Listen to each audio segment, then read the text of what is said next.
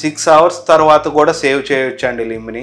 కాకపోతే 6 అవర్స్ ముందైతే complication rates కొంచెం తక్కువ ఉంటాయి, 6 అవర్స్ తర్వాత కాంప్లికేషన్ రేట్స్ ఎక్కువ ఉంటాయి. ఈ కాంప్లికేషన్ రేట్స్ వచ్చేటప్పటికి రీపర్ఫ్యూషన్ ఇంజరీ అని ఒకటి ఉంటుందండి. అంటే 6 అవర్స్ కంటే ఎక్కువ కింద లెగ్కి మనకి బ్లడ్ సప్లై ఆగిపోతే, సో కింద టిష్యూస్కి ఉన్నట్టుండి మన బ్లడ్ సప్లై మళ్ళీ మనం తీసుకొచ్చినప్పుడు టిష్యూలో ఉన్న టాక్సిన్స్ అన్నీ రిలీజ్ అయ్యి మన మజిల్ కానీ స్కిన్ కానీ డ్యామేజ్ అవ్వటం ఇలాంటివి జరుగుతూ ఉంటాయి. సో కానీ మా జనరల్గా చూసిన ప్రాక్టీస్లో అయితే even after 12 hours of blood circulation loss cut అయిన తర్వాత కూడా మేము లిమ్స్ని సేవ్ చేసాము. సో 6 అవర్స్ అనేది గోల్డెన్ పీరియడ్. 6 అవర్స్లోపు వస్తే best thing.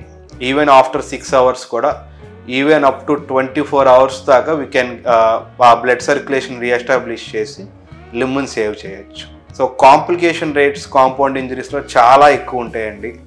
So first and foremost thing వచ్చి ఇన్ఫెక్షన్. ఎప్పుడైతే స్కిన్ అంత పెద్ద వూండ్స్ అయ్యి బోన్స్ కూడా ఎక్స్పోజ్ అయినాయో ఇన్ఫెక్షన్ రేట్స్ అనేవి చాలా ఎక్కువ ఉంటాయండి.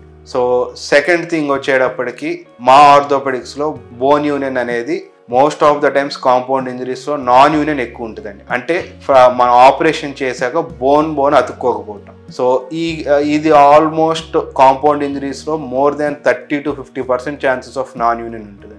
సో ఇవన్నీ కాంప్లికేషన్స్.